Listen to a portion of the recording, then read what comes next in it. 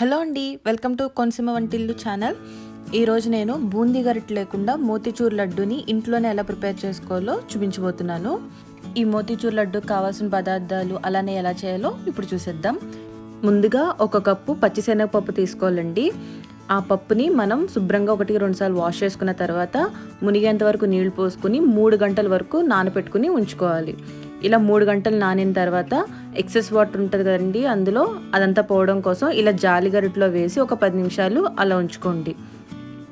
ఇప్పుడు మొత్తం వాటర్ అంతా పోయినాయి కదండి. ఇప్పుడు ఒక మిక్సీ జార్లో వేసుకుని మనం బరకగా గ్రైండ్ చేసుకోవాలి. ఈ మిక్సీ జార్లో వేసుకున్న తర్వాత వాటర్ కానీ సాల్ట్ కానీ ఏమి యాడ్ చేయొద్దండి. జస్ట్ అలా పప్పు వేసుకుని మనం బరకగా గ్రైండ్ చేసుకుని పెట్టుకోవాలి. చూపిస్తున్న విధంగా ఈ మాత్రం టెక్స్చర్ వస్తే సరిపోతుందండి. ఇప్పుడు ఒక బాండీలో డీప్ ఫ్రైకి సరిపడా ఆయిల్ వేసుకుని నేను చూపిస్తున్న విధంగా పునుకులు సైజ్ అంతా తీసుకుని పిండి కొంచెం కొంచెం వేసుకోండి.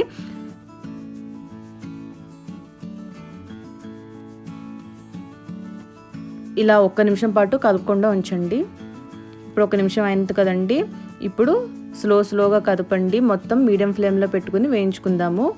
ఇవేంటంటే మనకి బబుల్స్ అనేవి మనం వేసిన దానికన్నా కొంచెం తగ్గేంత వరకు ఫ్రై చేసుకుంటే సరిపోతుంది. మనకి మరీ గోల్డెన్ కలర్ అవసరం లేదండి. చూసారా, ఈ విధంగా ఈ కలర్ వస్తే మనం తీసేసుకోవచ్చు.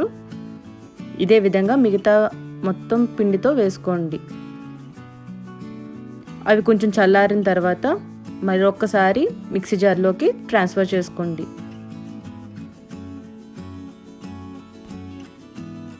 ఇప్పుడు బరకగా మరొకసారి గ్రైండ్ చేసుకుని పక్కన పెట్టుకోండి.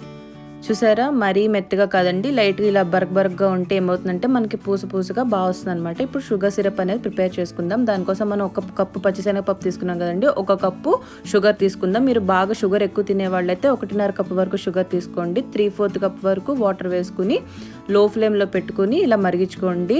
అందులో కొంచెం ఇలాచీ పౌడర్ వేసుకోండి, మంచి స్మెల్ కోసం. చూసారా, మనకి స్టిక్కీగా ఉంటే చాలు ఇలాగ పాకం అనేది. ఇప్పుడు ఫుడ్ కలర్ యాడ్ చేసుకున్నానండి. మీకు ఇష్టం లేని వాళ్ళు అవాయిడ్ చేయొచ్చు. మనకి షుగర్ సిరప్ అనేది ప్రిపేర్ అయిపోయింది కానీ ముందుగా గ్రైండ్ చేసి పెట్టుకున్న మిక్చర్ ఉంది కదండి, అది ఇందులో వేసుకుని లో ఫ్లేమ్లో మొత్తం కలిసేటట్టు కలుపుకొని ఒక 5 నిమిషాల వరకు అలా కలుపుతూనే ఉండాలండి. ఎందుకంటే ఏమైనా ఎక్సెస్ వాటర్ ఉంటే అవి మనకి పోతాయి అన్నమాట. చూసారు, ఎక్సెస్ వాటర్ అనేది పోయింది. ఇప్పుడు ఈ టైంలో మనం 1 స్పూన్ వరకు నెయ్యి వేసుకుని మరొకసారి కలుపుకోండి. ఇంతే అండి, ఇంకా స్టవ్ ఆఫ్ చేసేసుకోండి, పక్కన పెట్టుకోండి. మరీ చల్లారకూడదండి, కొంచెం వేడిగా ఉన్నప్పుడే మనం లడ్డూలు అనేవి చేసేసుకోవాలి. లడ్డు చేసే ముందు చేతికి కొంచెం నెయ్యి రాసుకుని అప్పుడు లడ్డు మీకు ఏ షేప్లో కావాలో ఎంత సైజ్ అయితే కావాలో తీసుకుని ఇలా నేను చూపిస్తున్న విధంగా లడ్డూని చేసుకోండి. గార్నిష్ కోసం దానికి జీడిపప్పు పెట్టండి. ఇదే విధంగా మిగిలిన లడ్డూలు కూడా చేసుకుని పెట్టుకోండి. ఇంతే అండి, చాలా ఈజీ. అచ్చు మనకి మోతీచూర్ లడ్డు తిన్నట్టే ఉంటుంది. అలానే కొత్తగా చేసేవాళ్ళు కూడా ఈజీగా చేయొచ్చు అనమాట ఈ ప్రాసెస్లో చేస్తే. సో మీకు నచ్చిందని అనుకుంటున్నాను. ఖచ్చితంగా ట్రై చేసి కమెంట్ సెక్షన్లో నాకు ఎలా వచ్చిందో చెప్పండి. నా వీడియోస్ మీకు నచ్చినట్టయితే లైక్ చేయండి, షేర్ చేయండి, సబ్స్క్రైబ్ చేయండి. పక్కన ఉన్న బెల్ని కూడా యాక్టివేట్ చేసుకోండి. Thanks for watching.